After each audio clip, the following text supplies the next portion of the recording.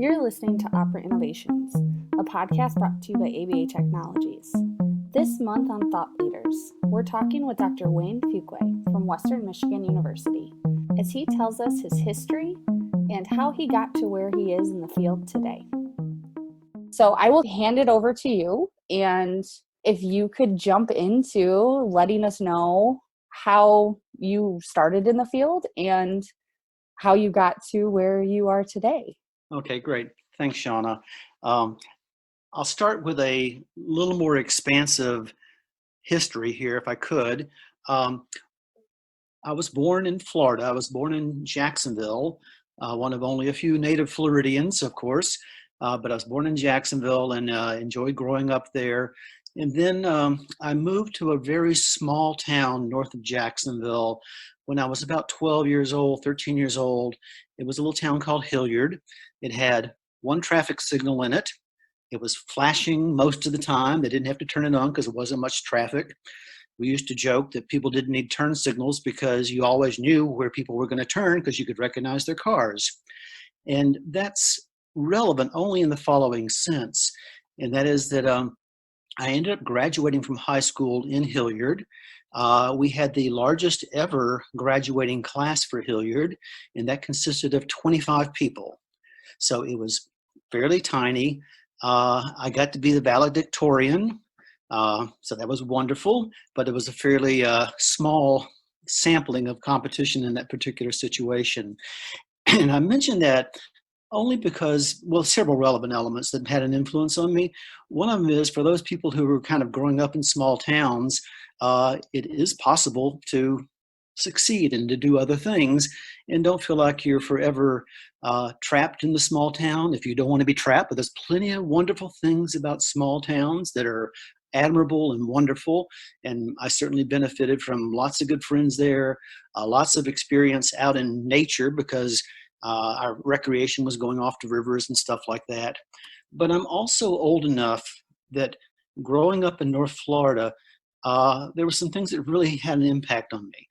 One of them was I'm old enough to remember some of the segregation and discrimination things that were happening at the time. And I remember seeing bathrooms that would have colored only or white only. And I was very young at the time. I was going, what is this all about?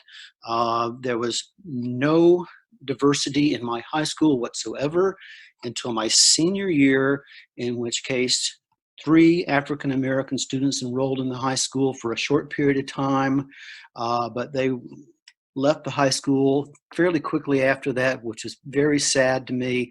I mean,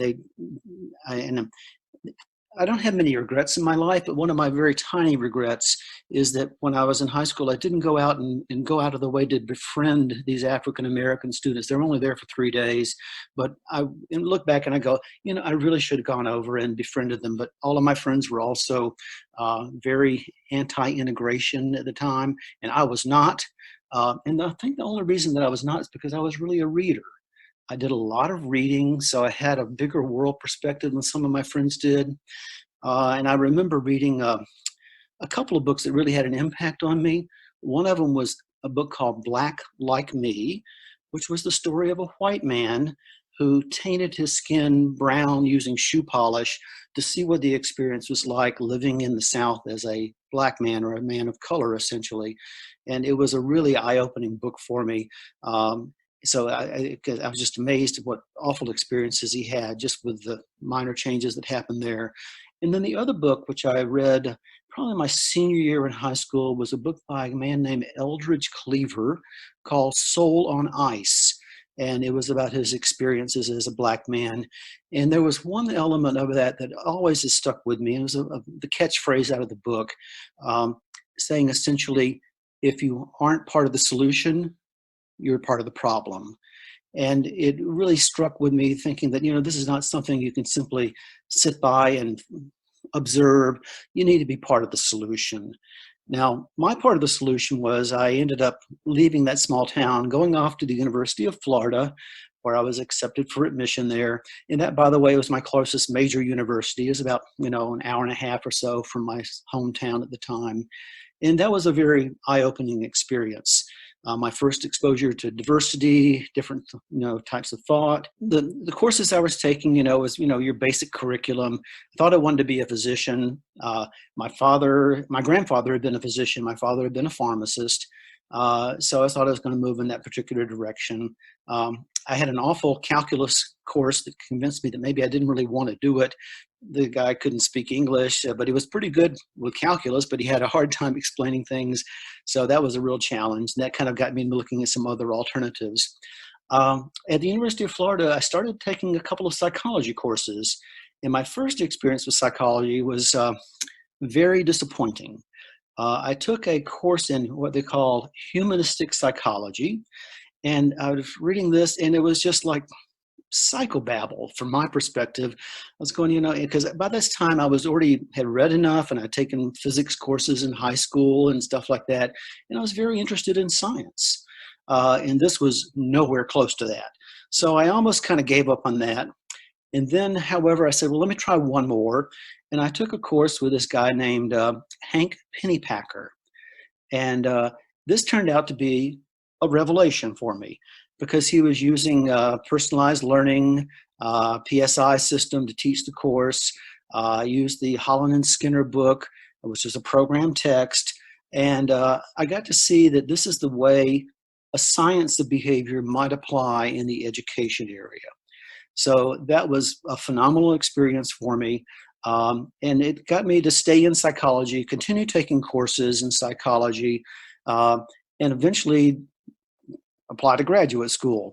I was not very astute. I needed to really have a person who was an advisor, because I said I have no idea when the admission deadlines are for graduate school, so I missed all of those, but I'd taken the GRE. And as a result of being a fairly avid reader, I did well on the GREs, and I went in and talked to Pennypacker and said, what do you think I should do? And he said, well, your GREs are pretty good. Why don't you get into this one? I went, okay, great. I'll enroll here. So anyhow, I enrolled at the University of Florida as a graduate student after I finished my bachelor's degree. And it was just a marvelous program. And I would like to give credit to not only to Hank Pennypacker, but at the time, Jim Johnston was there. Brian Iwata came much after I was, but a guy named Mark Branch was there, Ed Malagotti was there, and a few people that are not as recognizable. A man named Cal Adams, who did work in visual processes, was there. A guy named Dick Willis, who did some work in avoidance conditioning, and a guy named Mark Goldstein, who did a lot of work in behavior therapy. So it was a pretty rich environment, but this was in the very, very early stages of behavior analysis. But as a result of that program, I remember reading, of course, Science and Human Behavior by Skinner. And that was also another, in addition to some of the early work on civil rights that I read, that was really an important experience for me, because it let me see the range of applications that might be possible for a science of behavior. And, of course, a lot of what was going on was laboratory experimentation, a fair amount of stuff in the Keller personalized system of instruction. But the Skinner books, including, of course, Beyond Freedom and Indignity, Walden 2, and Science and Human Behavior, gave me a hypothetical perspective on all these different areas in which behavior analysis could be applied. And that, to a certain degree, has been one of the defining features of the way I've approached behavior analysis, is to ask myself questions about, well, where can behavior analytic principles be applied? And eventually it kind of spilled over into not only some of the work that I've done in autism, but a lot of the work that I've done in what might be called health psychology and behavior therapy. But all of those were kind of influences there. And it continues to be, from my perspective, a really important influence. I know we'll talk about this later on, but I would love to see behavior analytic concepts applied well beyond the autism area. Not that autism is not critically important. We've done wonderful work in that particular area, but there's just so many areas where behavior analytic principles should and could be applied. And we'll talk about these later on, and they include things like environmental sustainability, health issues, including COVID-related behaviors. So just in ethics, certainly, and also applying in the area of diversity, equity, and inclusion. So those were all things that kind of were instrumental for my experience in that situation. So at the University of Florida, I did a a lot of work with all the different faculty that were there, had some interesting and diverse experiences, actually. I did a fair amount of work in personalized systems of instruction with Hank Pennypacker. We ran kind of a small personalized learning center on campus where we, hundreds of students coming through doing flashcards and repeated measures of how they're doing and plotting all this stuff out in 6-cycle charts and getting great reviews and stuff like that. But, I also had other interesting experiences there too that gave me a sense of diversity of the applicability. Um, for one of the early years of my graduate career, I spent some time working doing animal conditioning on a project. This was with Dick Willis and Cal Adams. And they were doing a project where they were attempting to develop what they call a visual prosthetic device. And these are for people that had, for whatever reason, eye damage or optic nerve damage. And they were using, in this case, monkeys, sooty manganese monkeys in this case, and rhesus monkeys, and they were implanting electrodes directly into the visual cortex of these animals, and they had to have a way for the animals to tell them what they were seeing as a result of the stimulation they were doing for the visual cortex, because eventually the idea was that you could mount a miniature camera and have people that did not have adequate visual systems directly image things by stimulation of the brain, the visual cortex part of the brain. And part of my job there was to train these animals with their protocol to tell what they were seeing on a screen. They would put a visual screen in front of the animals, and they were trained to respond with one level of behavior when they see one dot, regardless where it was on the screen, a different level when they saw 2 dots, and a different behavior pattern when they saw something that was just gibberish, essentially. So this was the way that we were training the animals to tell us what they were seeing. So the protocol was interesting because once you got the animals responding very consistently, 1 dot versus 2 dots versus gibberish, essentially, something was not dots, essentially, you would put a dot on the screen and then stimulate one electrode. And the animal would then say, am I seeing 2 dots? And that was important to know. So, but the interesting thing about it is you could also then take that same electrode and begin moving the dots around on the screen where the animal was looking. And when the animal began to say, now I'm just seeing 1 dot, that would tell you that this visual stimulation in their cortex was in the lower right, where now you put a dot on top of that one, and now they're only seeing 1 dot. So I thought it was a very creative way to go about using behavioral procedures for a whole different reason in this particular situation. So they eventually, I don't think that they ended up with a product, but eventually people much later on developed a product that was a miniaturized camera that would allow direct electrical stimulation into the visual cortex for people that were optically blind and could give them a very rudimentary sense of vision. So that was a really interesting experience from my perspective, because it was like, how do I use behavior analytic principles to ask questions about other things? And of course, at that time, that was not the only way you were doing that, but a man named Mark Branch, a fantastic behavioral pharmacologist, was using behavioral principles to study the effects of drugs. And once again, those behaviors are the indicators of what is the drug feeling like to the animal? Is it more like a stimulus or a depressive event? What impact is it having on other types of behavior? And all of that was with non-humans. So I got a fair amount of exposure to that. And I certainly, of course, did lots and lots of reading and behavior analysis across this whole spectrum. But my real interest at the time was I really wanted to work with people. And by that time, I had I guess my very first experience working with people really was an undergraduate at a crisis and drug intervention hotline, where a lot of people start off, and just was amazed at the challenges people had, and sometimes frustrated at how difficult it was to encourage them and support them to change meaningful behavior, and found myself going, gosh, we need to have better tools to help people achieve their maximum potential, whatever it might happen to be. So those were some of the things that kind of got me moving in the direction of doing applied work. And then, of course, my faculty advisor, Hank Pennypacker, was doing most of this work doing educational interventions using behavioral principles. So went through all of that. And I also, near the end of my graduate time at University of Florida, um, this strange little organization was having a conference up in Chicago. It was something called the MABA, the Midwest Association for Behavior Analysis, which many people probably know was the predecessor of ABAI, Association for Behavior Analysis International. So I went up to it was the second of the MABA conferences, and this was held at the Blackstone, relatively small hotel in downtown Chicago.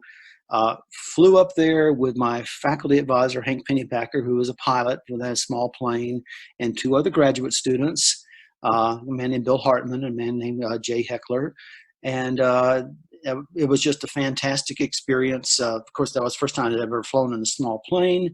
And on top of that, it was the conference was just, I couldn't believe all these people, many of whom were from Western Michigan University, were doing all these presentations. And it was like just this, it was small, but it was like this cornucopia of behavior analytics stuff that was going on, of which I had a little awareness. Now, I did a presentation there. It was probably a terrible presentation. I don't remember for sure, but I did a presentation at that particular conference. We did have an interesting experience on the way back. We were finished the conference and we were at the airport, and we were ready to, we'd already loaded up the plane with our luggage and stuff and ready to fly back down to Florida.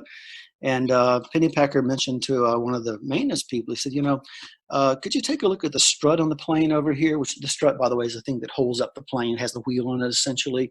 He says, it had kind of a little bit of a bouncy landing, and when we refueled in Kentucky, and the guy got in there, started looking at it, and the plane, the strut collapsed, and the plane fell down on top of the guy. And we were going, oh, no, what's going on? Now, we ran over there, and, you'd think a plane, it'd be hard to move. But, when you get way out on the wingtip, you got a leverage point out there. It was pretty easy to pick the plane up off the guy, and he wasn't really hurt. He was just, a little shaken up that this plane had fallen on him. And it was an interesting experience because we were realizing that, gosh, had we been trying to take off and this strut had collapsed, we might not have ever made it off the ground or any place else. We weren't sure. So it was an interesting experience along those lines. I ultimately flew back commercially, but Pennypacker and one of the students hung around, got the plane all fixed up, and flew back safely enough. So it was an interesting experience at multiple levels. Okay, well, that's so interesting to think about too. Because that was somewhere I pulled up your when you were at UF. Right. I was like sometime in the 70s, but to think about what could, like, the butterfly effects, if something would have changed or gone wrong there, Right. like what might not have happened in the field since then. You make a good point. I actually thought about that a few times. I'm fairly modest, but I was looking around and saying, Pennypacker's pretty influential, and some of these other folks I'm going up there with are really bright, promising behavior analysts. And I was thinking, gosh, what kind of contributions might not have ever happened to the discipline? And in that sense, I feel like, and it wasn't like I was thinking that I've got a second lease on life. Some people have near-death experiences and go, oh my gosh, let me dedicate I was already dedicated to doing behavior analysis stuff at the time, but it kind of gave me a sense that, let me make sure that I make the best out of whatever talent and time that I do have. So that's always been kind of a defining feature for me in that particular situation. So, but that, and then, I mentioned also the experiences at the University of Florida and dealing with discrimination and stuff. I didn't mention it at the time, but also I was at the University of Florida at the time that the Vietnam War protests and riots were happening. And I was not an active leader, but I participated in some of those street demonstrations and got tear gassed and stuff, and began thinking very carefully about what do I believe in? What are my values? Do I simply defer to authority figures? And I've never been a bumper sticker kind of person, but if I had a bumper sticker on my car, it would probably say something like question authority. just because I want, and by the way, that applies to me too. I always encourage students in my class to question me, to not necessarily believe something just because I say it is, to make their own opinions about things, challenge different people in authority about what is the rationale for it. So that, I think, has always been, from my perspective, a very healthy thing. And question authority, by the way, does not mean be disrespectful. It means something very different than that. And it's, why are you doing this sort of thing? So that has always been a major influence on me. And then, the Vietnam War protests got me to thinking very carefully about what are my values, what is the role of government, created a fair amount of conflict with my father, who was a World War II veteran, who was upset that I was questioning authority as it pertained to the Vietnam War. By the way, I did not serve in the military. I was at the time they were having the lottery system for the draft, and I think that the number I drew was 149, because everybody drew based on birthdays and stuff like that. In that year, they drafted up to 130. So I missed by about 19 being drafted, but I thought carefully about it at the time, and I was so concerned about the lack of moral justification for the Vietnam War from my perspective that I decided, that I was going to move to Canada or whatever I had to do, because I was simply not willing to go over and serve in something that I didn't think was morally justified. So that was an interesting experience also, that once again got me thinking carefully about authority figures and what my values might happen to be. So those are all kind of interesting little variations that were, and by the way, all of us have those types of influences, whether you're acknowledging them or not. We're all a product of our culture, of our upbringing, even of the music we listen to, as we're going along, and I was at a time when I was spending a lot of time listening to everything from Bob Dylan to Jimi Hendrix to Joan Baez to Joni Mitchell, just all kind of interesting musical influences, and reading all kind of things that people read at that time in their life. I can remember reading a whole series of books that people, as they're kind of searching for their moral compass, would sometimes read, including The Prophet by Khalil Gibran and Siddhartha by Hermann Hesse, and there's a whole range of other books along those lines. So in that sense, a very, typical, where am I going, what isn't really important. And the interesting thing from my perspective was that behavior analysis seemed to provide an awful lot of guidance about why people are what they are, how people develop values, how people find meaningful contributions to life. So for me, it ended up being more than just academic curiosity. It ended up being something of a philosophy of life, that many people think about behaviorism as a way of life. And that's been a persistent theme for me throughout my life, thinking about behaviorism as a way of life. So moving forward, it got time when it was time to find a job. So I started looking around for jobs. And truthfully, at that time, the job market for behavior analysts was pretty darn limited, quite honestly. This was 1976. So I interviewed for several community college jobs. I interviewed for a job in Southwest Missouri State University, where I was going to be teaching 4 sections of Psych 1000, and thought, gosh, I'm sure if I can really, I love teaching by that time. By the way, I taught courses at the University of Florida by that time. So I was had the disadvantage of being fairly young looking, and I would always get challenged. Are you teaching this course? How can you be teaching the course, and stuff like that? And by the way, I had that also when I took my job at Western. I every now and then would go into my very first classes and grab out my Western ID and say, I'm not the teaching assistant. I'm really a faculty member right here. So, and people would go, really? You're young and dumb. So anyhow, the bottom line is that it was an interesting experience that along those lines. But anyhow, I passed up a couple of jobs and thought, oh, this is really dumb. I can't believe it. And then I got very lucky. I got a call from Western Michigan University that one of their faculty members, a woman who had graduated from the University of Florida a couple of years before me, named Cass Lockhart, had moved on to take a job on the West Coast, and they now had a faculty position open. So they invited me to come up. I raced up to Western.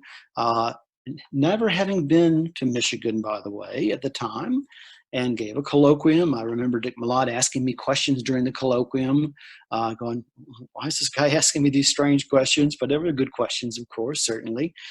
Showed me around, and then eventually I was offered a job at a terribly low starting salary. I didn't have enough sense to know that I should negotiate a starting salary, but I thought, this sounds like it might be a pretty interesting place.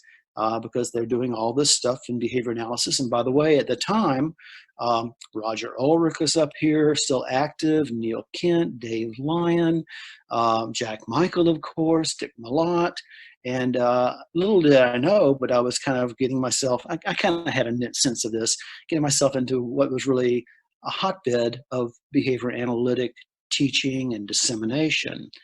So I moved up to Kalamazoo. Found a place to live. I thought, being from Florida, I thought I would freeze to death during the wintertime. I mean, after all, there was snow everywhere and stuff like that. So I took a good hunk of my first year's salary and started buying all this warm clothing, which I made the mistake of buying what was really expedition grade down clothing. And I would be walking around going, God, I'm hot. And I'd be having this big coat on, and it would be like, 29 degrees outside, but this thing was designed to be at minus 40 or something like that. So eventually I learned how to survive, and I made a promise to myself that I was going to live in Michigan. I'm going to learn how to enjoy the snow. So I went out and bought cross-country skis so I could go do things during the wintertime, and got to where I loved that and did some cross-country ski touring events and races and stuff like that. I was never good, but I was out there doing things, so that was cool. So anyhow, when I was hired there, I ended up teaching some courses that were a little bit of a stretch for me. I taught a course in behavior therapy, and I taught a course in marital and family therapy. These were both from a behavior analytic perspective. There weren't many course options available, many book options at that time. But once again, turned them into courses that really focused on evidence-based behavioral interventions. Eventually, I kind of moved my area a little bit, and I began doing a fair amount of work in like things like motor tics and a little bit of stuff in social validity, interventions on eating, and things that really fell in this interesting cusp between behavior analysis and what might be called health psychology. And by that time, I was developing and teaching courses in health psychology. And as I read everything, I was absolutely convinced that most of the world's health problems were a result of either behavior, such as cardiovascular disease, lung cancer, drinking and driving, that sort of thing, or else had behavioral solutions to it, such as getting people to take medication or do their insulin or to take their nebulizer if they have asthma or something like that. So a fair amount of my teaching and research and dissemination activities focused in the health arena. But once again, as things were evolving, essentially, the demand for also work in the autism area was extreme. I ended up getting myself appointed to a board of directors for a local service provider in Kalamazoo, a wonderful organization called Residential Opportunities Incorporated that did group homes and other things for people with intellectual and physical disabilities, and eventually helped that organization develop an autism treatment and research center. So those were interesting experiences. And also ended up getting appointed to the state of Michigan's initial Autism Council to develop policy and dissemination things. That was about the time that I was, once again, I was appointed chair of the department, and I was served in that role for 14 years. During the last maybe 3 or 4 years, I really got interested and active in what might be called public policy. So I was not only doing some of the work in autism, but I was also helping develop licensing laws for behavior analysts. I was also involved in, once again, developing Western's program as a certified course sequence to train people who are board certified behavior analysts. And then the other thing that I ended up doing about that time is I was real curious about how how how effective the services were that BCBAs were providing in the autism area. And I was invited to do some case reviews for an insurance company in Michigan. And as all of this stuff was rolling out with insurance, authorization for ABA services, the insurance companies were just at a loss. They go, we aren't sure what this is supposed to look like. This is such a different model than we're used to. How much service is appropriate under what conditions? So I ended up getting called to do some of that, and it gave me a really interesting perspective to see, well, here's what our students are actually doing when they're out there providing services. And a lot of it was inspiring and wonderful. Some of it was, quite frankly, disappointing. And when I say I will say that for the most part, I think Western students did great work. But every now and then I'd see students coming out of different programs and go, well, why are you doing that? And sometimes the plans were not very well articulated. Most of the time, the real problem was after you've implemented the plans, they didn't do a very good job evaluating the impact of the plans on the relevant behaviors and selecting behaviors that were critical for quality of life for these children and their families, in troubleshooting interventions that don't work very well. So it really got me thinking an awful lot about dissemination and quality control, and how do you once again assure that people are providing high quality services. And that then links to one of the other areas that I've been involved in for probably the last decade or more, and that is the area of ethics, teaching of ethics and dissemination of ethics. And a lot of what we talk about in terms of quality links back into the BACB code of ethics in terms of what we should be doing and how we do it ethically and how we do it effectively. So those would all be things that kind of showed up in the teaching and the workshops and the training and some of the research that I've done in the ethics area. And it is the case, by the way, that ethics, I've always thought, is amenable, like everything, to behavior analytic interpretations about what are the conditions under which people behave ethically, and what are the conditions under which people behave unethically, either intentionally or as oversight. So I've always thought that rather than simply labeling people as good or bad people, or ethical or unethical people, we ought to be thinking carefully about the conditions where people are blind to an ethical issue or intentionally ignore ethical guidelines, in those situations where, even if it's not in their best interest, they behave in an ethical, honorable fashion. So it's always permeated a lot of the work that I do in the ethics area. And the other thing that I've done in the ethics area is I've spent a lot of time thinking about, well, you don't just teach people what the code is, you teach them how to resolve ethical problems. So in the courses and workshops that I've typically done, it tends to be very interactive in teams where they have to talk about the ethics issue, do their analysis, and also come up with strategies to resolve an ethical problem, and rehearse it, get feedback on it, and do it again. So it's really almost a fluency-based approach to teaching people not just the analysis part of ethics, but the practical applications of how do you get people to resolve the ethical dilemmas that they're going to be encountering as tactfully as possible. So those are some of the things that kind of have led me to where I am right now. I should also say that I'm old enough now that I've more than qualified for retirement. But, it's been such a part of my life, I'm really not willing to, break off my relationship with the discipline at all. So I'm doing what they refer to as a graduated retirement or something like that. So I'll be still teaching some, but with a reduced load, essentially. So that'll give me some opportunities along those lines. So anyhow, that's kind of how I got to where I am right now. Mm-hmm. I'm sure I've left out lots of important things and failed to acknowledge, though I did mention, by the way, some of my absolutely wonderful colleagues at Western, mm-hmm. all of whom have been, just tremendously influential. And they include everybody, from, Dick Malott to Jack Michael to Al Poling to Stephanie Peterson to Ron Van Houten, and Scott Gaynor and a whole range of people. And I know that I won't list everybody, but there's been a lot of very important, influential people that have been part of the context that has encouraged me to engage in some of the professional behavior that I've engaged in over the course of time.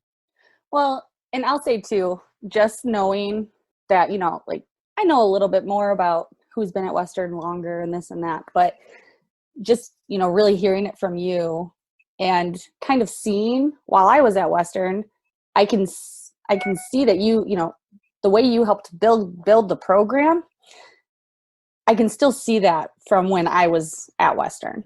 One of my favorite classes that I ever took, and I still talk about it to this day, is your ethics class. That was probably one of the best classes I've taken. And I consider you one of the biggest ethics gurus that are out there, because it's, like you said, it's an ever evolving thing is ethics. And it's something that changes on a day-to-day basis. But to hear about your history and everything, not everything, but some of the stuff that you were involved in and experienced back in the 60s, in the 70s, is I can now kind of understand more about how you and why you teach your ethics class like you teach it. And it's it's really cool to see that as well. Yeah, and it's like I say, we're all a product of our history and the current context right there. But I mean, many of those things are really important experiences for me. Thank you for listening to Thought Leaders. Come back next month as we ask the question, where does Dr. Fuqua see the field going, or where would he like to see the field go? And as always, if you have any questions, comments, feedback, or suggestions, please feel free to reach out to us at operantinnovations@abatechnologies.com.